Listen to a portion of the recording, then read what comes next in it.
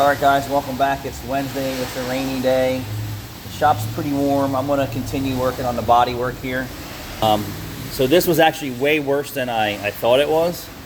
And once I started knocking down what was here, then I found previous body work that they really didn't prep the metal properly, nor did they cut it out. So what I wound up doing is actually cutting out this area and then reshaping it and then building this all up. And then over here was so bad that I took a piece of metal and then I just made a section for this. And then I found a spot here that, since I was on this side, that I was going to fix on her door.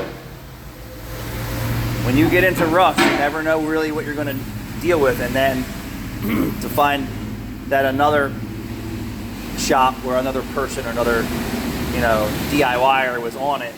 This section in here had expanded foam in it, and then it was all built up, and then that foam was continuing to get wet, and then this whole section just fell apart, and so I just had to rebuild it to make it work. I'll show you what I did there.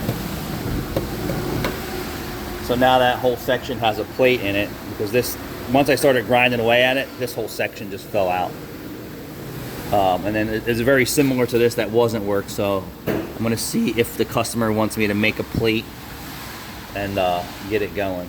So my goals today were, if the weather doesn't get too humid inside of here, is to finish this section. The best part about lower body work here is that I can do it on a lift. So if you see some body shop guys, they know what they can cheat.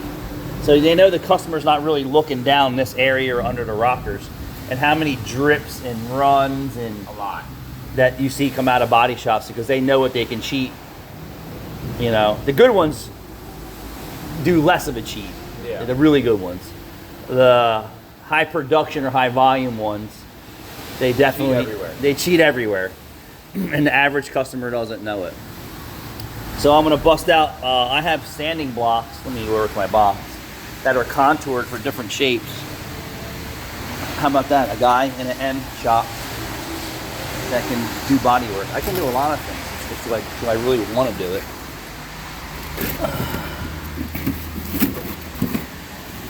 Sometimes I just don't want to do it.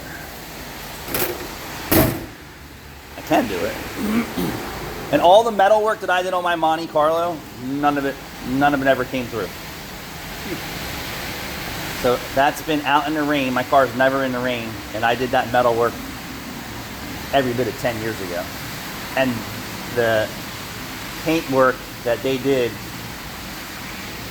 failed before my metal work. You follow me? Yeah. Is that crazy? That's what happens when you do it right. So from Duragold, I have all different shapes and contours. So we have flat, we have, I don't know,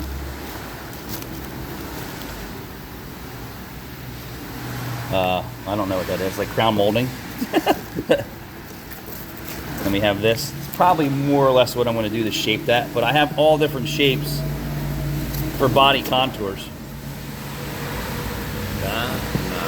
No, I'm just saying, like, if we had to, like, if we had a section that was like this, I could match that.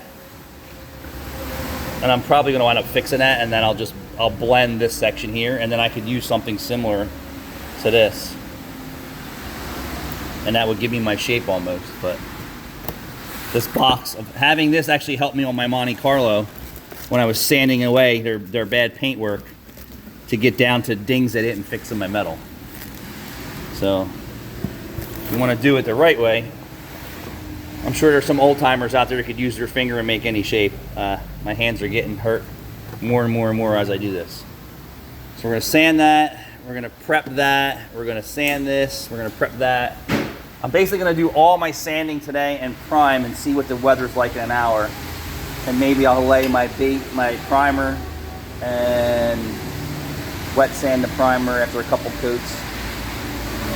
And maybe I'll lay base clear today. It's not so bad right now.